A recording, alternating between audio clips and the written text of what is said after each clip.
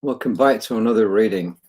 I think, thanks to my good friend Michael Levinson, that I finally solved the issue with the browser just going woomph, and when I touch my mouse, everything magnifies. Well, he found a solution and he passed it on to me this morning, and so far it's looking pretty good.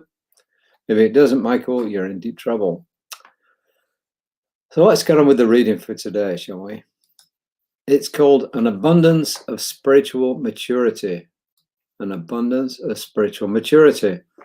First quote is from James Hollis, who says, "The test of a psychologically mature person, and therefore a spiritually mature one, will be found in his or her capacity to handle what we call the triple A's: anxiety, ambiguity, and ambivalence." And Ernest Holmes has got this to say.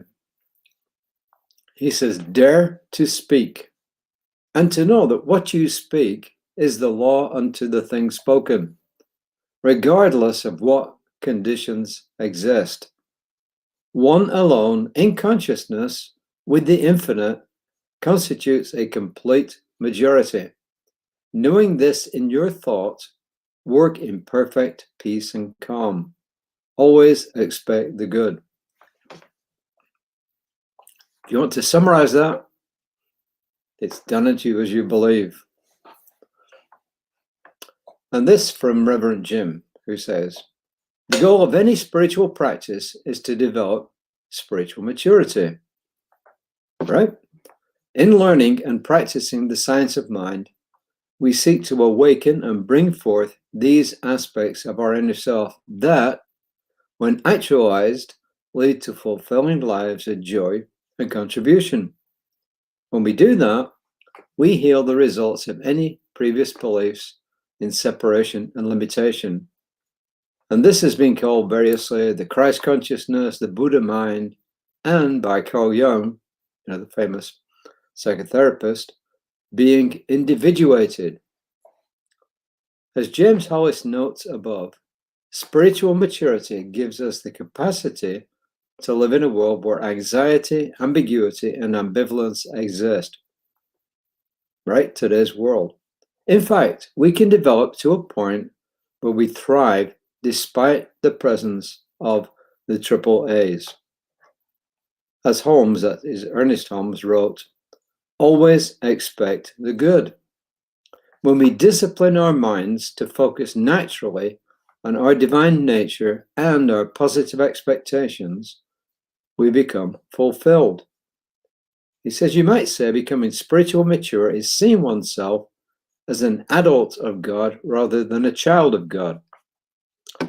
Becoming accountable for our thoughts, feelings, and actions is the sign of maturity. Being able to accept and transcend anxiety, ambiguity, and ambivalence gives us what we need to create fulfilling lives. Spiritual maturity gives us an awakened perspective on ourselves, on others, and on life. You could kind of summarize this by saying leading a balanced life and expecting things to work. We all know people who seem to manage to do this. Well, do we? I know people who always seem to manage to do this, that they're calm, what they want seems to come about. I know people the exact opposite. What they expect is chaos and things going wrong, and guess what happens? Chaos and things going wrong. So what they're telling us here simply is that when we do our spiritual work, when we spend some quiet time every day, when we do some meditation or contemplation or mindfulness, and we do it on a regular basis, and we support ourselves with good stuff like this, reading other good things, being around people who are pretty well balanced, then things tend to start working in our direction.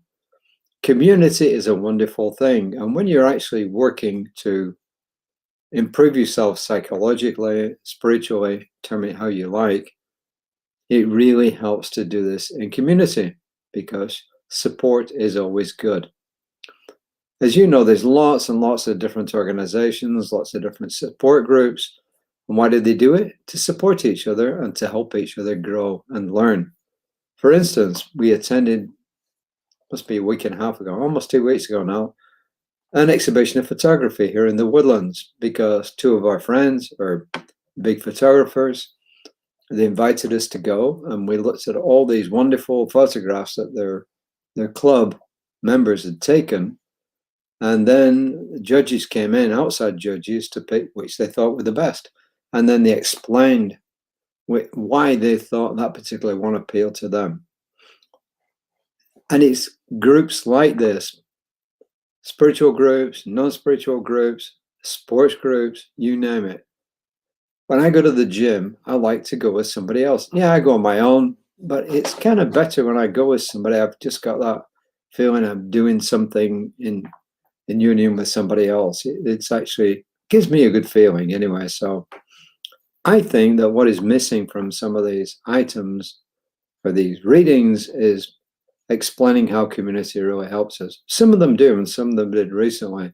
But I think it's good to keep reminding ourselves that community is really good. And online communities are good.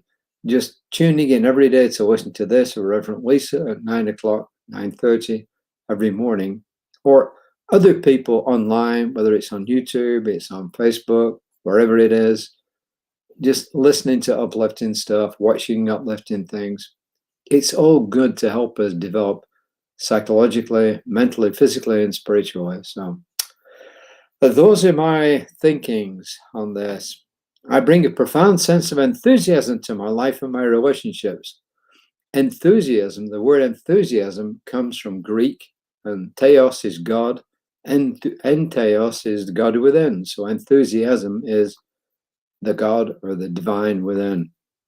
I accept the mysterious nature of life and release any need to fear, knowing Spirit supports me.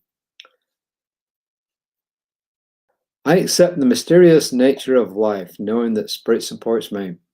That's what I would say.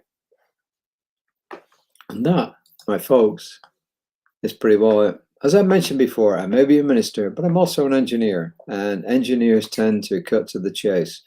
So I don't usually overly use words. Yes, I'm a Toastmaster, and I love speaking in public, love speaking before big groups, small groups, any groups.